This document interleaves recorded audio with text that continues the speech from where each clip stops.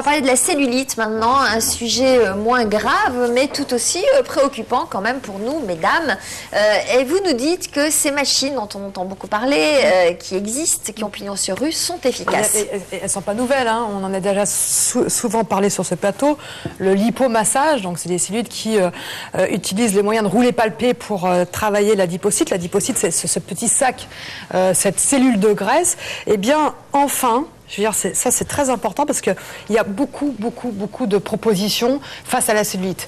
Des pseudo-médicaments, des traitements à boire, des massages, etc., des appareils, des techniques plus ou moins différentes. Et là, enfin, on a des scientifiques de l'INSERM qui se sont penchés sur ce dossier et se sont dit, on va se donner les moyens de voir si certaines machines, en l'occurrence une machine en particulier, cette machine est efficace et cette machine peut augmenter la lipolyse, c'est-à-dire aider à la vidange des adipocytes, des acides gras, la graisse, c'est-à-dire à permettre cette cellule de graisse de se vider. Et les résultats ont été très concluants, c'est-à-dire qu'on a vu qu'effectivement, lorsque l'on fait on pratique cette technique très sérieusement, à partir de 10 séances, l'idéal c'est 20 séances, et bien on arrive à rendre cet adipocyte plus sensible à son environnement. C'est-à-dire que lorsque l'on doit utiliser les acides gras, c'est-à-dire la graisse pour bouger, pour le matin, ou on utilise la graisse en général, et bien cette cellule est beaucoup plus réactive et arrive à larguer cette graisse plus rapidement. On a même vu qu'on arrivait à la modifier génétiquement. Ça, c'est un autre débat. Mais en tout cas, l'INSERM, l'Institut national, c'est important, de recherche, etc., a montré que ça fonctionnait. Et moi, je dis c'est bien, parce que maintenant, eh bien, les autres techniques vont devoir aussi démontrer et alors, objectiver. Est-ce qu'on peut savoir de quelle technique vous parlez précisément? Oui, alors on va voir vague, des massages. chère Donc on ne peut pas donner des marques, hein, évidemment, sur ce plateau, mais on vous va allez on va vous libérer. Monsieur, merci d'être venu nous voir. On va accueillir Didier Rignet pendant ce temps.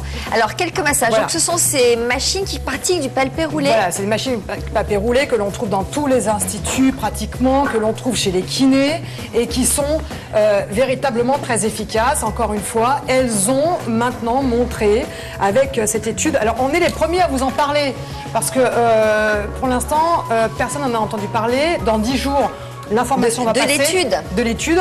Et nous sommes les premiers à vous en parler. On a la primeur. Donc, effectivement, des résultats qui ont été d'une étude qui a été pilotée par Max Lafontan à l'INSERM de Toulouse. Ça permet de désengorger certaines zones. Donc, c'est quand même très visible. Exactement. Et ça permet de drainer. Alors, exactement. C'est sur 2 plans, ça permet de drainer. J'ai testé pour vous et je peux témoigner. Eh bien, c'est très spectaculaire. Vous n'avez pas remarqué? Est-ce que vous sentez... Ça saute aux yeux. Hein. Alors, je vous montre. Hein, ouais, chiche.